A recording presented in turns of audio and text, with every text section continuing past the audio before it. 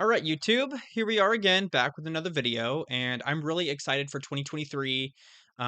This particular video is going to be focused on educating you guys on how I chase the Northern Lights. In 2022, I was able to see the Northern Lights in mid latitudes in Michigan at around the 45th parallel, give or take a couple. And I use about three or four very particular apps that help me from anything from light pollution to following live data on auroral activity. So I wanted to make a video today to help you guys understand how to use these apps so you can become more educated on making the decision. Do you want to go chase the Northern Lights? Or maybe do you want to stay in for the night and catch some extra sleep? So stay tuned to the video and I will go over all of the apps that I use and break them down how I use them. Thanks for tuning in and stick around. Okay, so here we are back in my phone, and we're going to start with Astrospheric. Astrospheric is a wonderful app. There's tons of awesome applications that you can use the app for. Just kind of breaking it down really quick. It gives you the cloud forecast, the seeing visibility and the clarity of the sky, and the atmospheric turbulence, which is really, really good too. That's kind of specific for deep sky photography and using telescopes. But as you can see, this kind of goes by day, and this top line is the one that's most important, which is general cloud cover. So you want that to be dark, dark blue. The other feature that's really nice here is you have this middle line where you can kind of see the sun here. And that yellow line is the sun going up and down, and that white line is the moon. So you can tell, like, we're approaching the full moon phase here. So you know that you're going to be competing with the moon to see the northern lights. So here it tells you your general cloud cover, transparency, the seeing conditions. You got your temperatures here, what the wind is going to be, and the dew point.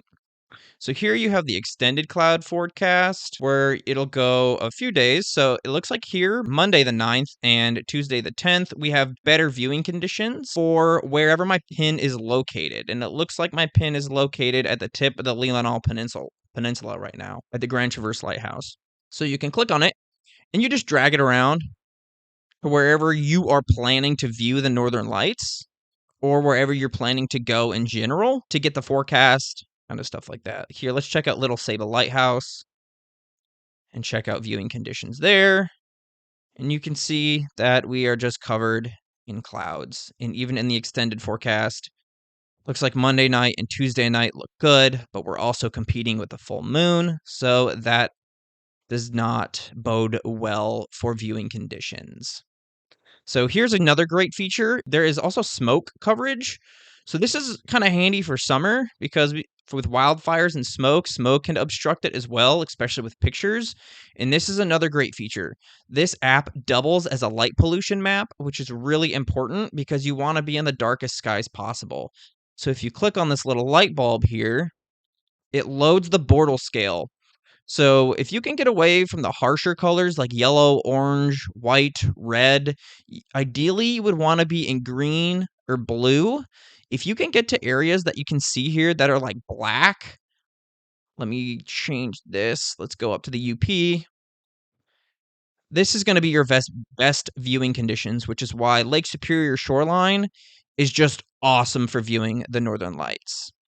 And let's go on to the next app here. Okay, we got Windy. Windy is another app. I just use this for cloud coverage. It's just another tool. It's the exact same thing. You just scroll down here to see how it changes. You can also hit the plus button right here. It'll just automatically do it for you. You can see that Tuesday we're going to get some rain. So same thing. Windy, I trust a little bit more than Astrospheric. But sometimes you get two different forecasts and, one will say it's clear and one will say it's not. And you just kind of, do you want to go? That's going to be up to you. Here we have the light pollution map. As I showed you on Astrospheric app, it has one built in as well. If you can become familiar with where the dark locations are in Michigan, those are going to be your best viewpoints. Honestly, it's going to be on the lake. Right on the beach is going to be your best conditions because there's no light created on the water. So if you have a good northern vantage point right on the beach and it's a clear night, that's going to be your best bet. Let's go to Aurora first. I use this for real-time cloud coverage. If you are chasing holes in clouds, you can hit here and it will load a detailed map coverage. So as you can see, there's high clouds kind of in the middle here through Ontario. And then you can see these real thicker clouds are mid-level and low-level clouds, and those are the really dense ones that are hard to see through. You can sometimes see through high-level clouds, but definitely don't really recommend it. You really just want to have a perfectly clear night. But, in winter in Michigan, that is difficult. So, on to the next app. This map also, obviously we're in daytime right now, and I believe the KP index is pretty low. This green area is where you're going to see the northern lights. If you click on this middle thing, I should say you have a better chance of it. In Michigan, when this kind of rolls around nighttime, if you see orange or if you see red, that's when you want to go out, especially if you can get up to the UP or at least the 45th parallel, which is around kind of Sleeping Bear in the northern part of Michigan, kind of just a line straight through Michigan and around where Sleeping Bear is. That's a good spot. If you can get out there, your chances of seeing the northern lights in camera are going to be exceptionally well. And if it's red, then you may have a good chance of seeing it with your naked eye as well. So next, we're going to go to Space Weather Live, which is the most important one to know how to read. Here we have the KP index, and as you can see underneath that KP1, it says 15 to 18 UTC. So it's going to be in military time in UTC. It's a 3-hour average. It will tell you during the hours of 1500 through 1800 UTC, it will average around, or they're estimating it to average around a KP1. And here's why that's kind of a problem, is because it's a 3-hour average and it's kind of an estimation. So here we have our solar winds. The faster solar winds are, the better chance you have of viewing the aurora. So if you can get 500, 600, 700, you're looking at some really fast solar winds, and the chance of you being able to view the aurora when the rest of the conditions are right are pretty good. The BZ is, you can kind of think of it as almost like a hole in the atmosphere. When the biz is positive, that hole closes up. When the biz is negative, it opens up and it pushes the aurora south. So the longer the BZ is negative and the more negative the BZ is, the better chance we have at mid latitudes to see the aurora. Here we have hemispheric power.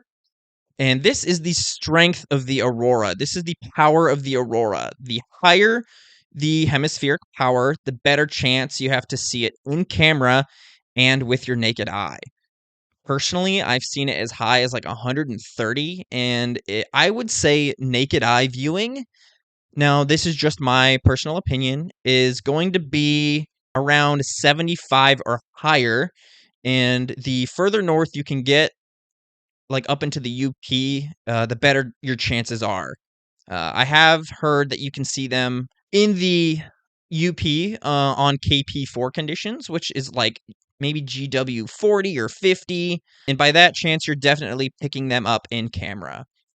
I have been above the 45th parallel, very close to the 45th parallel, and I've caught them on my camera as low as 35, which actually surprised me. The most important things to understand on this particular app is when the BZ is south, and you want that for long, sustained periods of time, and you also want it to be as far south as it can go. I've seen it at negative 20. I've personally only experienced it at negative 10. Hemispheric power. The higher, the better. The higher it is, the stronger it is, the better the show.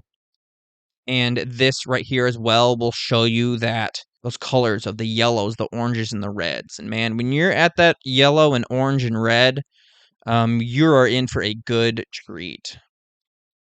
All right, now that that is all wrapped up, I want to just kind of recap the main points that I would like to make when considering going out to chase the northern lights. So first things first is light pollution. Get far away from the city as much as you can. Become familiar with the light pollution map for your specific area so you know where to go to have the best dark skies to check out the northern lights. Number two, the less moon, the better. Know the moon phase that you are in, and even better, know the rise and the set times of the moon. The less moon there is, the less light there is, the more you will be able to see the northern lights both in camera and with your naked eye. Number three is just know the general weather, like regular weather, not space weather, as well for the current day. Is it cloudy? Are you going to see the sky? No. If it's cloudy, get some sleep. If it's not, maybe you want to go chase the northern lights. If it's partly cloudy, can you find a hole in the clouds to where maybe you'd be able to see it? Is that worth your time? That's something that you have to make a decision for yourself.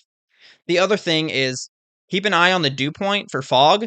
If there's a high dew point and the weather or the temperature is not that high, you'll get some pretty foggy conditions, which can really mess up both your camera if you don't have the right equipment, and also creates a lot of moisture in the atmosphere, which can create viewing condition problems in general. So the next thing would be your latitude. 45th parallel is kind of this overall really good mid-latitude parallel. If you're going to go chase the northern lights, that's kind of where you want to be or higher. If it's a really strong storm like a G2 or a G3, you'll be able to see it in lower latitudes. But in general, the further north you go, the better your viewing conditions are going to be, which is why Lake Superior is overall in Michigan specifically the best place to go because there's an unobstructed view of the horizon because the lake is there. The light pollution is non-existent facing north because the lake is there. And it is about the I think it's the 48th parallel, but it's further than the 45th parallel. So it is great conditions when everything lines up. Number 5 is know how to read the live data, NOAA.gov or the Space Weather Live app. So make sure that the BZ is negative, and the longer it's been negative, the better. The hemispheric power. The higher the hemispheric power, the better. If you're in lower Michigan, let's just say if you're at the 45th parallel, then you want to be, if you're at 40, if you're at 50, it might be worth going to check out in camera.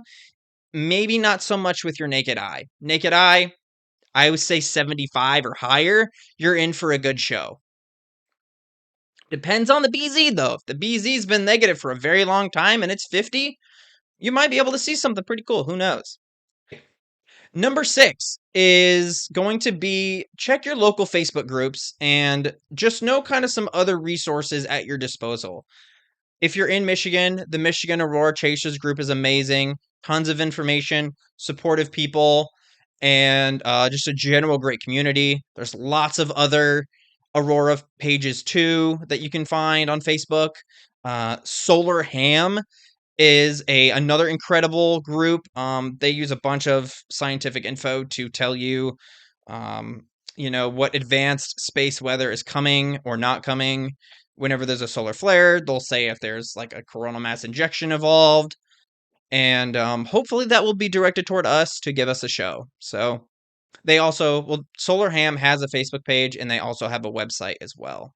So just to recap everything, this video is already very, very long. So thank you so much for tuning in, and I hope you were able to learn something today.